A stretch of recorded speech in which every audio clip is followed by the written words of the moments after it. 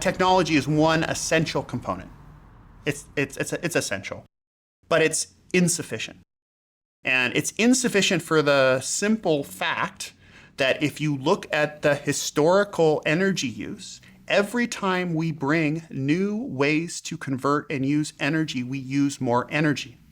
You know, when we started, as an example, using oil instead of just coal, did we stop using coal? No. We just started using oil also. We just started using natural gas also. We just started using nuclear also. So our energy use is continuing to go up.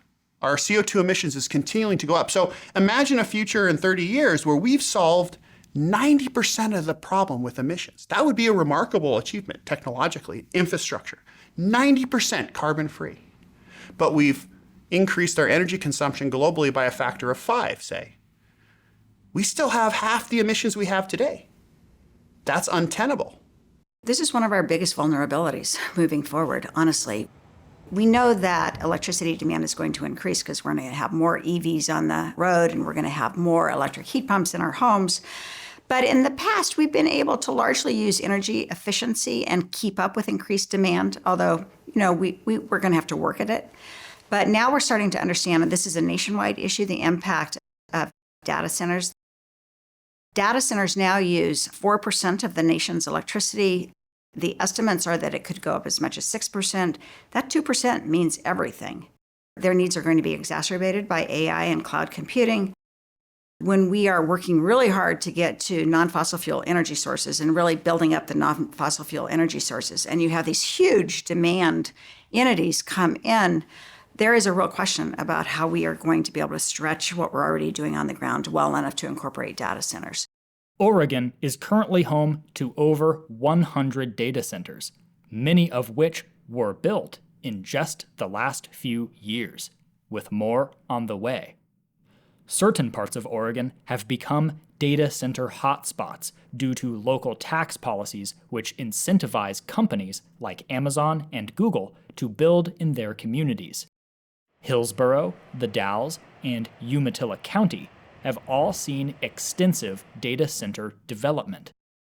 The Umatilla Electric Cooperative is among the smallest utilities in Oregon, with only 16,000 customers, who were mostly provided for by nearby renewable hydropower. The utility now has the third largest carbon footprint in the state after PGE and PacifiCorp because the energy demand of data centers exceeds what the consumer-owned electric cooperative can provide with renewable energy. When the data centers are located in consumer-owned utilities, those utilities largely get their energy from Bonneville Power Administration, which gives them a contracted amount. If they use all of their contracted energy that they're getting from BPA, they need to go to the energy market. In the case of Umatilla, a lot of the energy that's been bought on the market is not clean energy. And so that's how you really start to see both the exponential use of energy and the exponential use of dirty fuel coming into the state. I think the good news here is that the companies largely that run these data centers, we know who they are, the Amazon, Google, Apples of the world. I don't think they want to be seen as the bad guy who sent the nation back to coal. So they are working hard to try to develop renewable energy sources independently so that they can say that their data centers hold renewable energy. In 2023, we tried to run a bill. In my committee, it was actually my bill that would have required data centers that are located in the consumer-owned utility parts of the state to meet the state's clean energy goals, that is 80% clean by 2030, 100% by 2040. We got a lot of pushback on that, and we set the bill aside.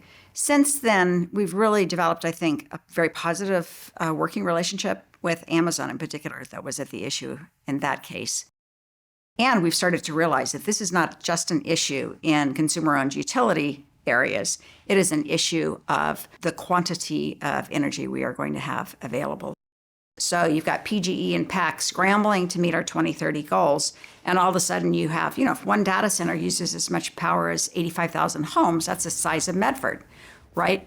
So what are you going to do then? The need to replace or replenish that clean energy is really tremendous. We have clean energy goals. They're working hard to develop clean energy, but just the data center demand is going to be very difficult for us to keep up with. It's a big conundrum. We're just starting to understand what the implications may be.